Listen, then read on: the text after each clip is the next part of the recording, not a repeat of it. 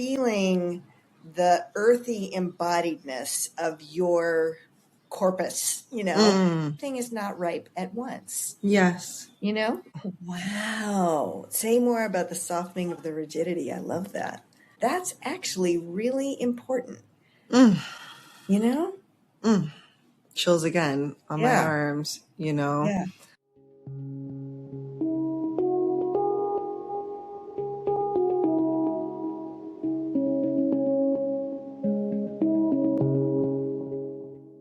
Welcome to the We Heal for All podcast. I'm Liz Moyer Benperhat, founder of We Heal for All, a collective healing practitioner, and someone who's been in the social change space for nearly 20 years. So I know how much heart goes into caring about our world. That's why in these episodes, I bring you conversations and reflections and practices that really get to the heart of how our inner worlds are affected by what's happening in the outer world, both for your own support, for my own support, to support all of us during these really wild, epic times that we're living in right now, but then to also tap into and unearth the opportunities held within it all too. And so in today's conversation, which, these conversations are a way to really jam with people who are doing such cool and inspiring work out into the world. And today's conversation is no exception. I speak with Rie Algeo Gilsdorf, who I met through the Presencing Institute, which you'll hear us reference through our conversation. And the Presencing Institute is really an organization at the forefront of awareness-based systems change, or really this not only conversation, but set of tools and practices that understand that the interior condition of the person doing something impacts the outcome. And Rie in particular, she is someone who I think of as specializing in embodiment. So this whole month, I have been playing with this theme of embodiment and consciousness shifts and how embodiment serves as a vehicle to support just the changes that are going on in our world. And Rie is the person to have the conversation with in my view, one of many people, but just such an awesome teacher in this regards. And so if you've been curious about the role that embodiment plays in culture change and in the times that we live in, or even just generally curious about what embodiment is, this is the conversation for you. If you enjoy what I do here, if you receive from it and, get value out of it, please consider giving it some love, follow along, subscribe, give it a like, or if there's somebody that you are like, man, I know this person would love this conversation. I know this person would love these podcast episodes. Please send them their way. It would really, really mean a lot to me. And it would also signal to the algorithm that these conversations are worth directing other people to. And so that it's really, really quite helpful. All right. Without further ado, here is Rie. Rie. Liz. Thank you so much for doing this together. And we were just saying before we started here, literally the world's our oyster in terms of this conversation. And so I'm just so grateful and excited to be here with you. Oh yeah, I'm very excited to be here too, and looking forward to what comes out of this conversation. I know we're just going to see what emerges and arises. But, the seed that I'd love to just plop in between us to start with, because so many reasons why I felt so much energy and excitement about coming together and having a container we could jam and riff and talk. But really, I see you as such a person who is a deep practitioner, deeply committed to embodiment. And I feel like embodiment has such a crucial role to play in these times for so many reasons and in so many ways. And in particular, there feels like there's so much opportunity for spiritual maturity, for, growth. Again, there's so many words we can play with that. But I'm wondering if we could start with even just you sharing what embodiment is for someone who's new to that term. Yeah, just has a table setting kind of a exactly, because it's a word that's in a weird place of its use in the culture, I think, because, like 10 years ago, people really would have been like, what? And now there's a lot of people sort of batting it around and maybe meaning different things by it. So I think, at the very minimal, it has to do with acknowledging and becoming aware that we are creatures that live in bodies. And that, I think for a lot of my growing up, there was this kind of pervasive sense that this whole biological spacesuit that I have is just this, it's carrying around the crown jewel, which is my brain, right? And I think that has been, I don't want to say debunked, but like opened up and unpacked and spread out in so many ways now that we understand that our whole being is informing our consciousness all of the time. And we just aren't always aware of it. And actually, this is great because this will tie into the idea of spiritual maturity, is that I think really little kids, because I did for a while work with preschool age children, they haven't gotten that idea that, like, the science fiction thing of like the brain in the jar and we're going to reanimate it. They're not there yet.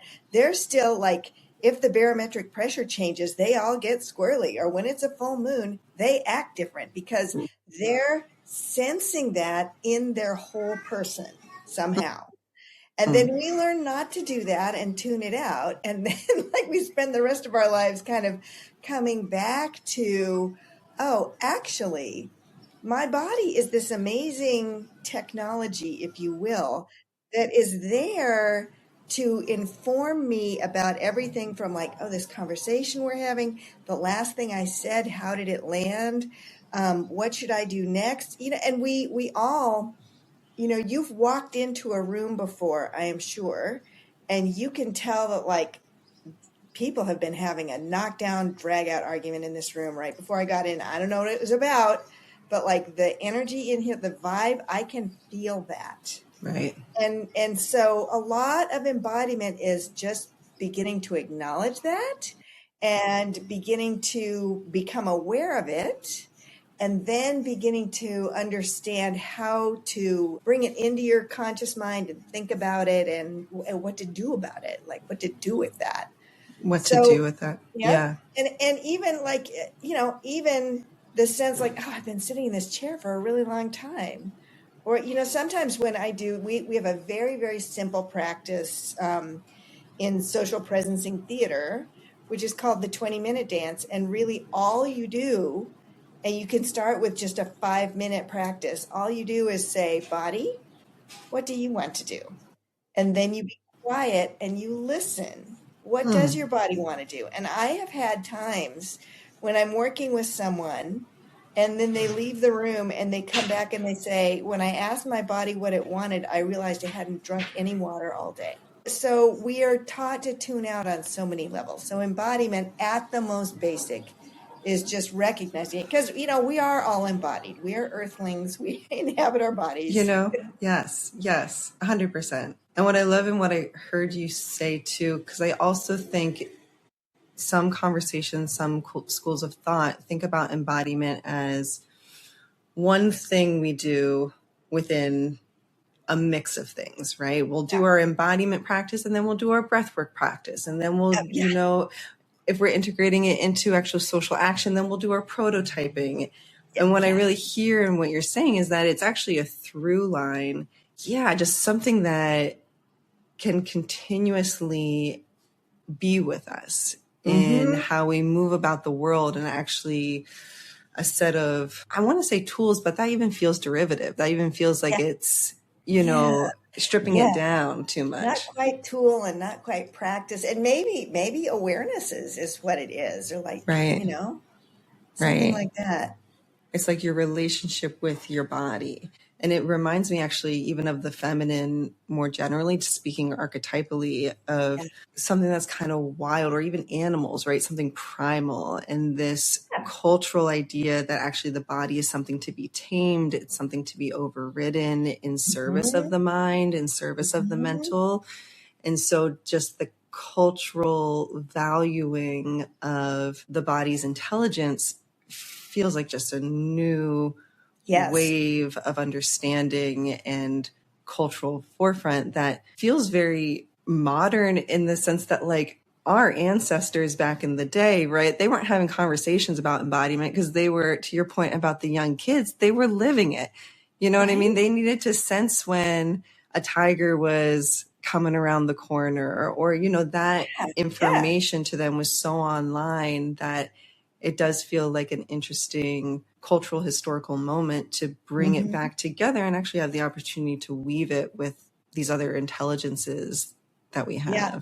And, you know, there's another piece of that, too, that I was just thinking about that, you know, we do have this, you know, awful legacy in sort of Western European culture that has come down to us that has to do with, you know, the witch hunts, right? And people, women in particular, but anyone who was in tune with the body, in tune with healing practices and all of that was threatening. So we really bought the split. Like I would say, you know, years ago in embodiment communities, and that could be anything from like, you know, yoga practitioners to whoever. And I did this, right? There's like, no.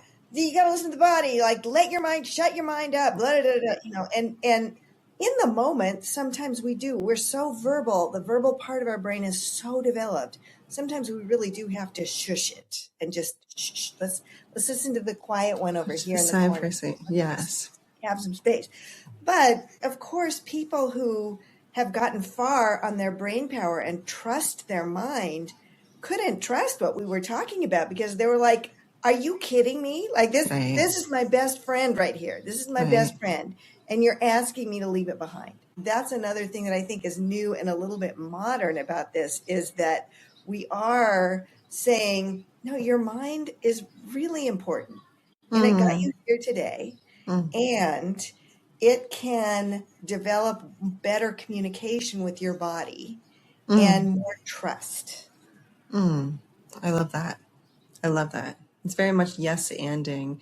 And, you know, if you're familiar with improv we yes and it, right? This is, and you know, so you and I know each other and you mentioned the social presence in theater earlier. And for those who aren't familiar with that body of work, it's part of the Presencing Institute, which is how you and I both met, which is, you know, I think of them as just leaders within the awareness-based systems change, awareness-based social change conversation. Otto Scharmer, who's one of the co-founders, I heard once say, and actually I feel like I even heard it through another person, which just speaks to how just how generative the community and the network is. But to your point, I think there can be a pull, especially when reclaiming something like embodiment, to romanticize it to the point where it's like, oh, now this is the end all be all, right? Here is, I see it with Indigenous wisdom a lot. I see it with, you know, and there's beauty in it. And I actually see the dynamics within it, right? I see the need, okay, this has been in the shadows, this has been oppressed, so we're going to lift it up and shine a big light on it. And what Otto offered is that actually the opportunity that we have in these times where we really do have access to so many lineages, so many cultures, so many bodies of information is that we can actually, one, just humanize them all, and then also receive from the best of all of these timelines, if you will. And we've and the other piece is we're recognizing not just like, okay, this thing has been in power and has maybe been abusing power and oppressing this other thing. And you could give these two things many, many, many names, right? Right. But it's not that we should fear this thing. It's what we should fear and push back on is the misuse of power. What we want to do is this. And what often happens is like, okay, I was oppressed and now I'm on top and get out of here. Right. I'm going to act like the boss acts. But Yes. really that's not helpful. And there's an indigenous woman named Woman Stands Shining, and her given name is Pat McCabe. Yeah. And she has this beautiful saying of, we only know these two dimensions in a power over context. So we only know masculine and feminine in a power over context. And so it's not that masculine is bad and feminine is good. It's the power over. That's the thing we need to shrug off. Isn't that beautiful?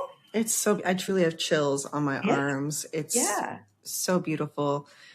And this idea that we don't even know what that is yet, or that we're that we're like sensing into it in real time, that we are co-creating it, that we're giving birth to it, that we are these guinea pigs who are exploring what that means and coming up to our own edges of where we hold those older paradigms or like slip into them. And I mean, I feel like that's a lot of the work that you do too through Embodied Equity, is like really, whether it's racial literacy or just anti-racism more generally for white folks, or diversity and equity and inclusion. I so appreciate just your approach to it. Yeah. And I've been thinking a lot lately about these words ripe and unripe, or ripe and green, or even overripe. That comes with the idea of spiritual maturity, but also just of an idea being mature or an idea not being mature. Like we're all pretty green and sour and solid about exactly what is going to happen next. We don't know yet. We're feeling into that, right?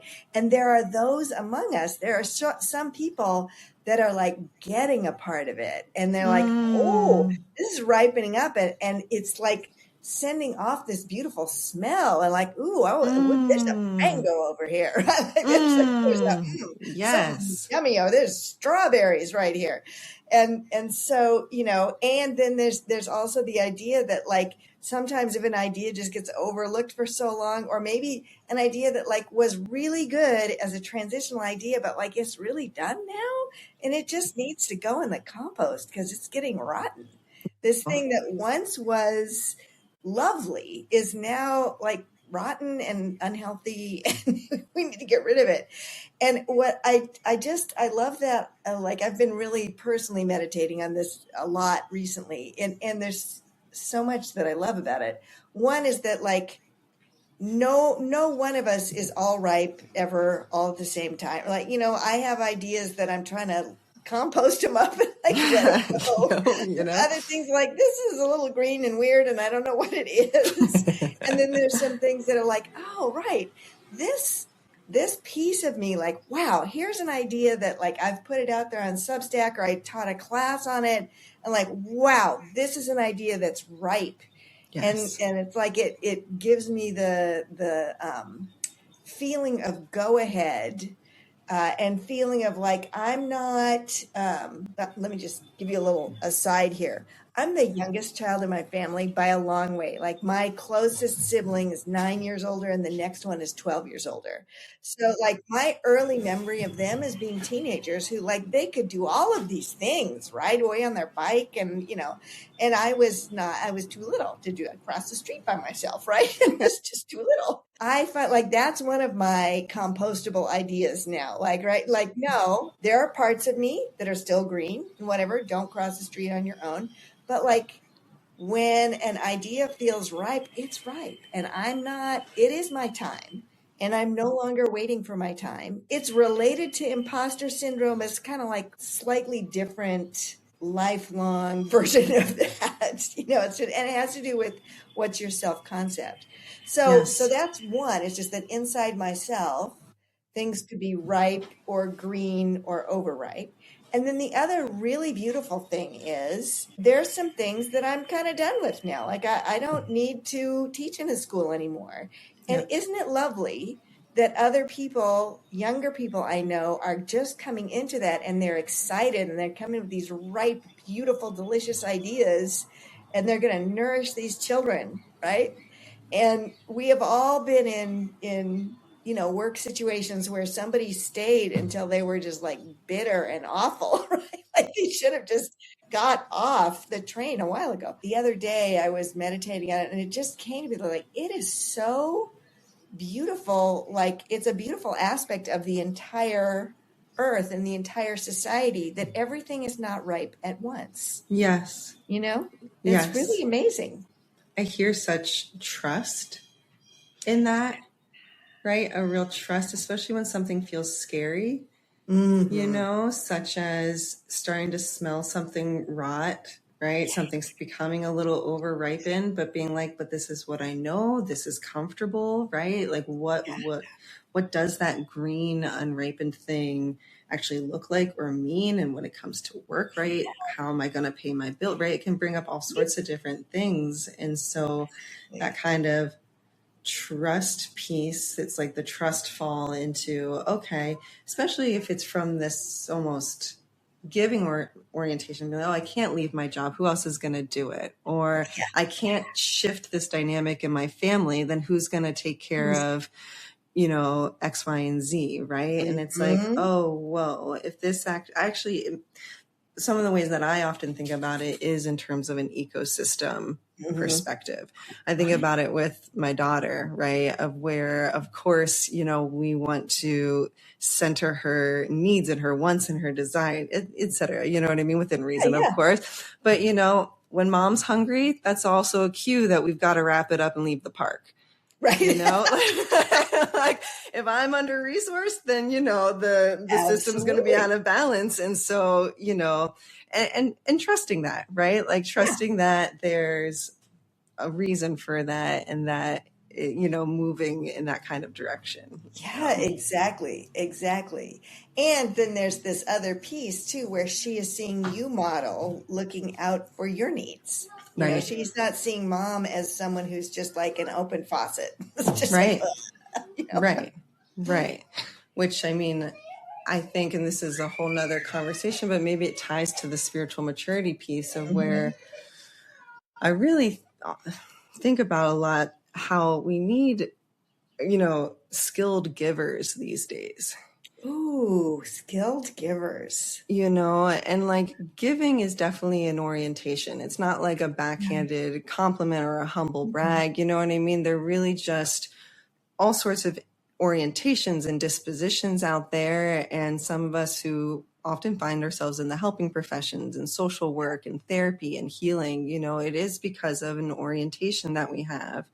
And, this world that is so give, or take, greed, it can pull those of us who are naturally oriented to give to be like, oh, well, then I need to overgive. I need to, keep my faucet running 24/7 in order to compensate for that. And I think there is this spiritual maturity piece of understanding that actually doesn't work. And actually by me honoring my boundaries or having that embodied awareness of what I need and where I'm at, that actually checks the system in a sense. Right? Or helps serve the system to rebalance itself a bit. Yeah. And I love that you brought back in that it is an embodied awareness. Like whether it's even like I'm having so much fun at the park with my kid, and also I'm aware that I'm getting pretty hungry and I'm going to be hangry soon, and it's not going to be pretty. So there is that. I mean, that's that part about in any kind of teaching and learning. There's a level where people can sort of parrot back what they've learned. And then there's a level where they can actually generalize it out to other situations. They can take it with them. And I think that's the piece about having an embodiment practice that's important, because like there is the part where I'm following the instructions right now. I'm listening to a voice. I'm doing what it says. And why it's important is that gradually you will remind yourself to check in with your body periodically, wherever you are, in whatever the situation is. It's a dance of where your attention is, out in, large, small, zoom in, zoom out, all those things. And just the reminder like, oh, yeah, better check in. Yeah. You know, what you shared right there too reminded me of the theme that I've been chewing on this month too. And it's just a very kind of like, I don't want to say esoteric, but it's a kind of clunky, a little bit of a clunky way, or like a technical way, I think, to think about it. But really of how, like, what brings consciousness shifts or conscious realizations or ideas, even like to your point, right? Yeah. We can understand something or kind of go through the motions of something through a class or through something that we're listening to, right? But then how do we actually integrate it or either practice it enough times that it becomes second nature to us and is just integrated into the flow? Or how does, I had someone say to me recently after a circle that they joined where they were like, I know the value of creating space for what I feel. She's like, I know, but it's so different from actually doing it. Right. Actually, like being in it and doing it and all these things. And so I really feel this relationship between embodiment and it's so funny too, because those two things feel so different to me. Like even the word consciousness shifts feels so ephemeral and outer space and like kind of the alien, you know what I mean? Right. And then embodiment, it's the earth, right? It's our bodies. It's, Oh, that's actually a really great point. That's like I think that you've just said something that's a question a lot of people have about embodiment, but they don't have the words to ask it. And so let me paraphrase back to you. It's like embodiment, when I'm doing it, like really an embodiment practice, often, even if it's like a breathing practice, I feel my body. One of the first things actually as a leader of this that I will say is like, feel your body, feel the weight of gravity, feel the embrace of the earth, feel your feet on the floor, all of that. Like, so there is a sense of like feeling the earthy embodiedness of your corpus, and though the other amazing thing about our bodies is that because we're such a social species, we have these spidey senses that are going out that are like little radar that's, trying to pick things up. And I mean, you'll know this from like all of the sort of polyvagal and, trauma informed kind of work, is that like our bodies are sensing out for signals of danger all the time, and also for glimmers of belonging and hope and positivity.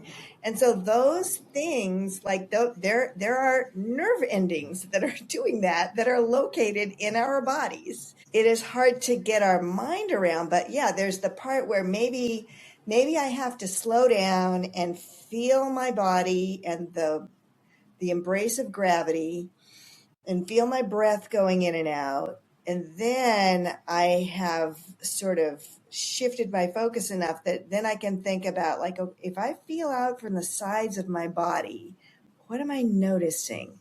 Who else is here? Or if I'm in this conversation with Liz and I see you there and I see me here, but what am I sensing that's going on between us?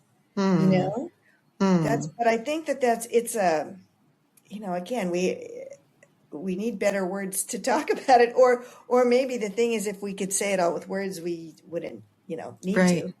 Right. I love that. I love the distinction and the like expansive understanding of embodiment. It makes me think about people who have transcendental experiences.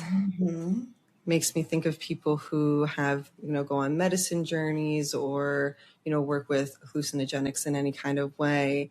And then the process of integrating that back into their lives, integrating those wisdoms, integrating those insights, the stuff that comes with that. That integration, that is the thing too, that I think people are beginning to get a whiff of what the value of that is. That like when something happens, whether it's like a transcendental thing or whether you just, even sometimes you see a film or something that just like so impactful in one way or another, good or bad, and you need to like just take a walk, or just do something where you're in your body and you're not focusing your thoughts on this thing. There's a neuroscientist named Rex Young who has a thing that he calls transient hypofrontality, which is a crazy word, but here's what he means. The frontal lobe is like where we have all of our judgment and planning and executive function and all of that stuff. So this is important stuff. And in order to get creative or integrated, you have to suspend it. So that's what he's calling hypofrontality. But it's not like you've been lobotomized. It's transient. It's just like you need moments of not organizing and putting it together. And he said it's like, you have this deck of cards and for just a few minutes, like you just throw them up in the air and you see where they land and you go like, oh, look at that one's next to this one. And what if we put it like this? And if your brain is trying to organize it all the time, you don't get those like random, beautiful bumping into each other ideas or like, I don't know, like ideas finding the right other idea to connect with in your brain or whatever it is. But I think this idea that we have to do things with our body and let our mind go in order to integrate stuff, whatever it is. Yes.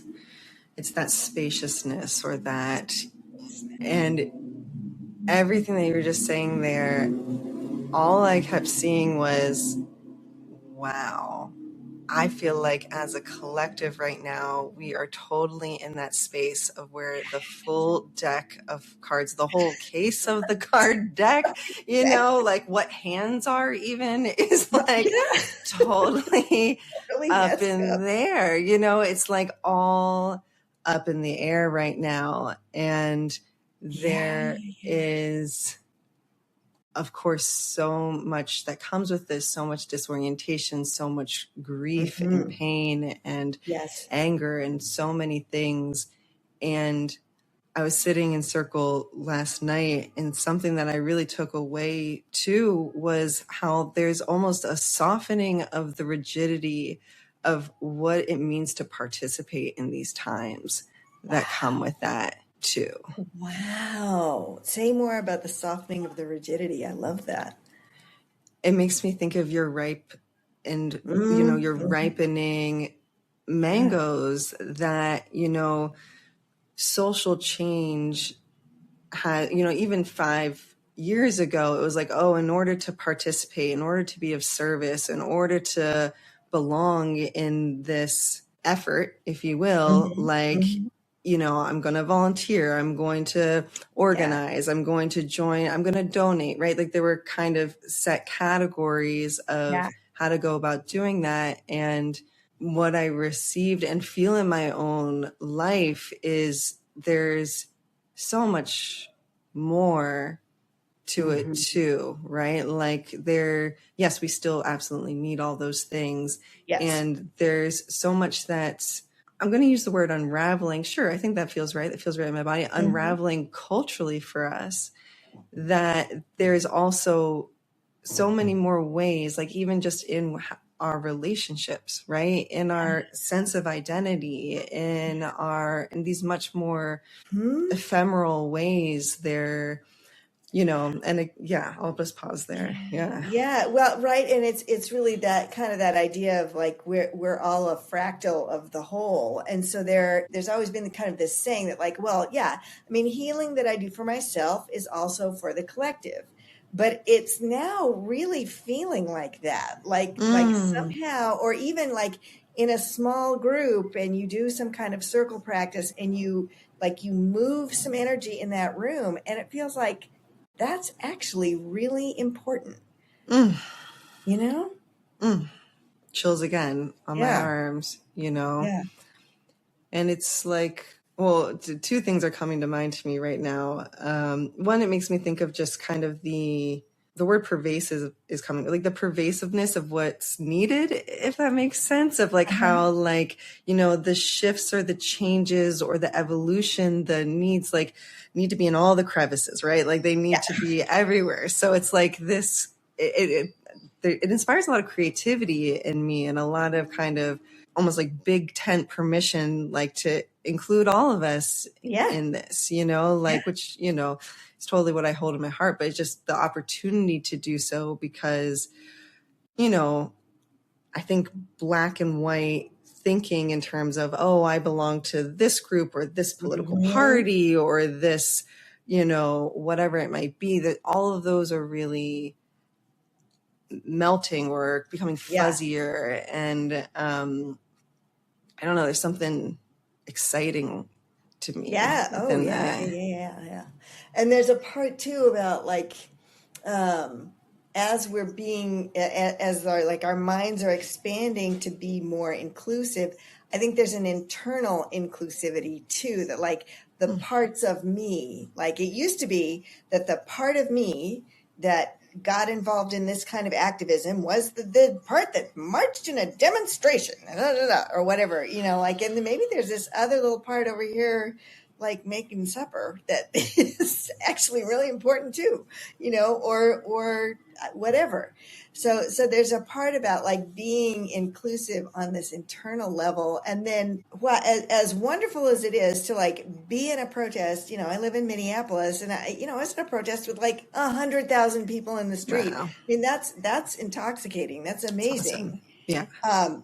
And yet, not everybody is going to go and march in the street when it's 20 below, right? There are people who that's medically not a good idea for. There's people with very small children. There's older people. There's all sorts of people that's just not going to work for. And there are many places for everyone to plug in. And I'll just tell you like a little quick story is just that I, at the beginning of the Metro Surge occupation situation in Minneapolis, I was trying to plug in, like, how am I going to help?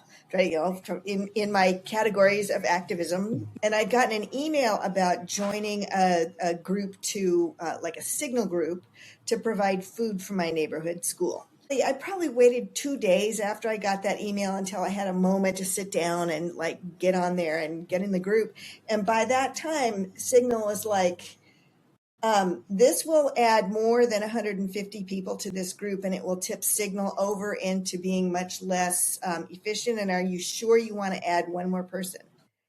And it was, like, what an interesting question. Are you sure you want to add one more person? And I thought, no, actually, clearly my neighbors have got this in hand.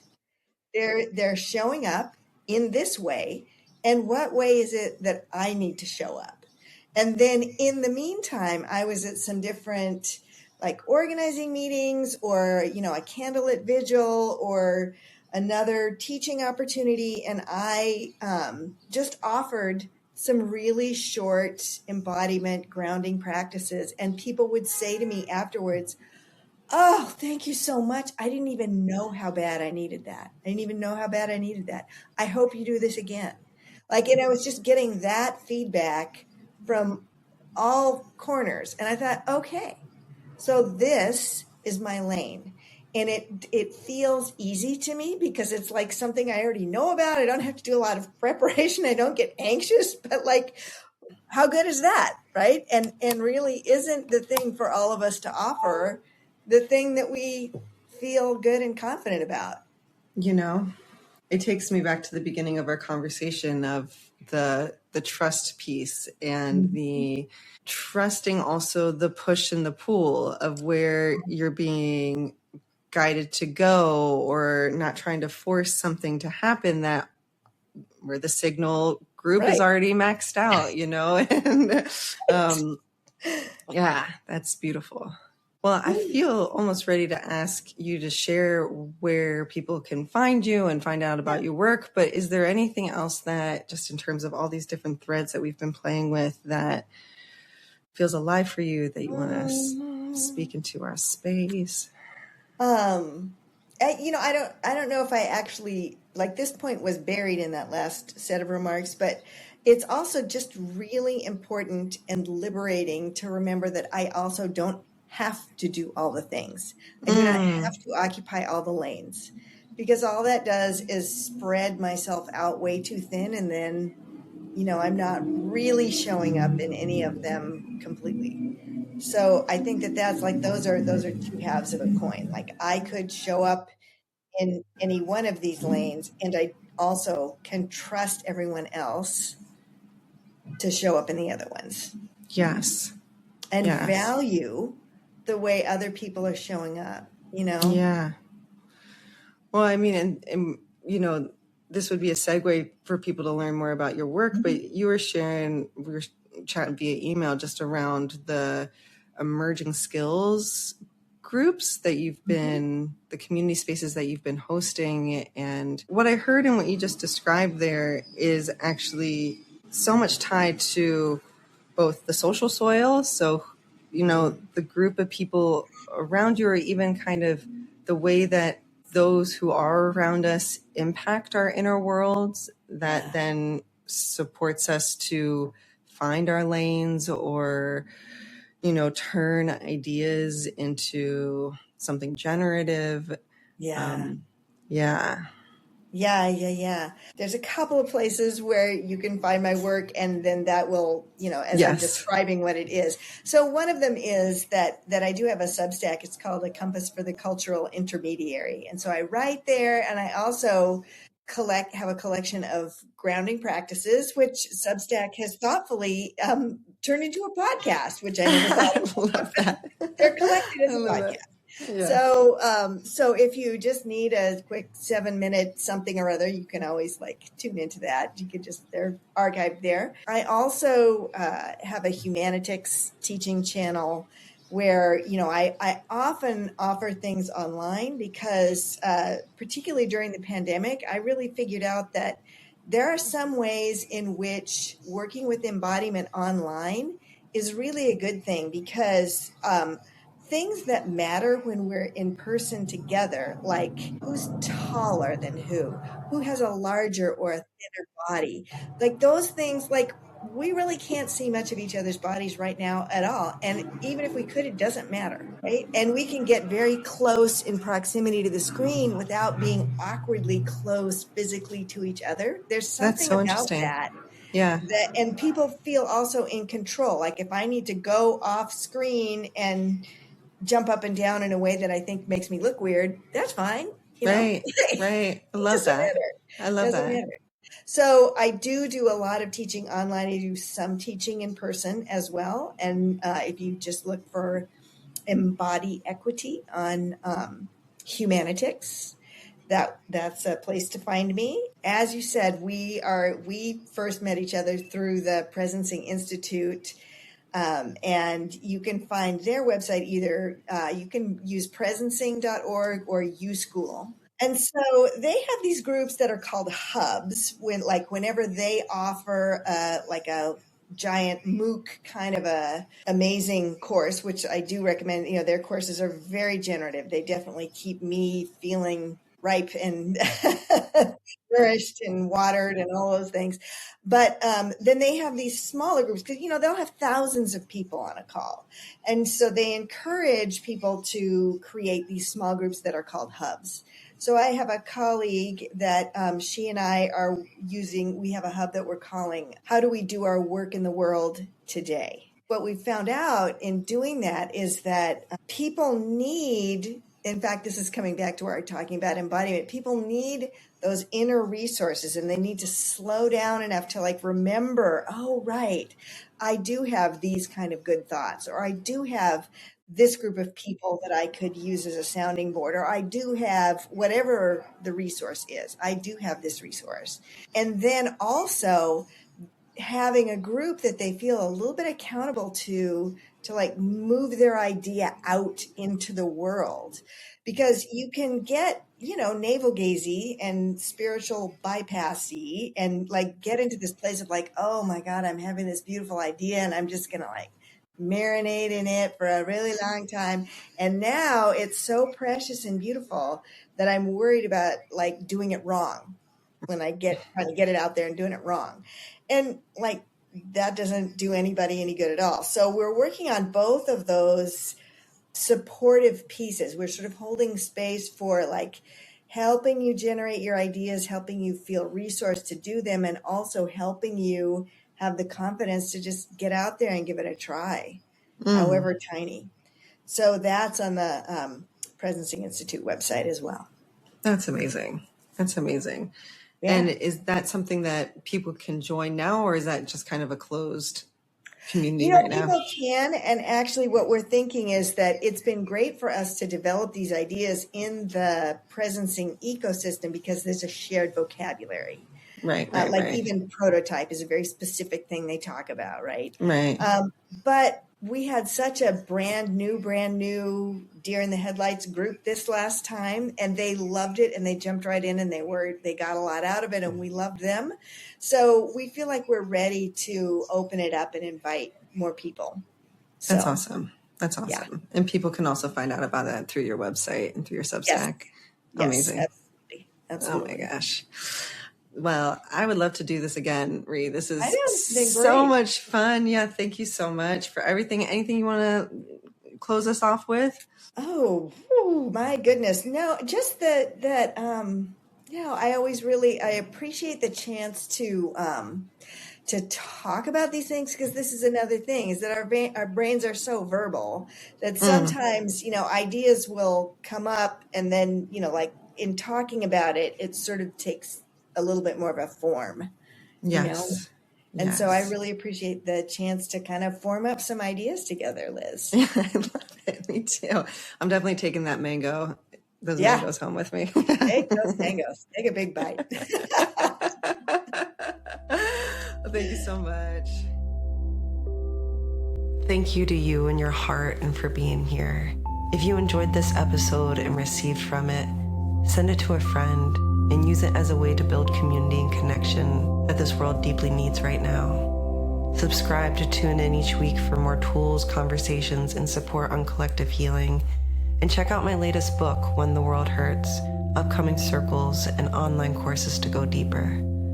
Sending you love from the Bronx. Take care.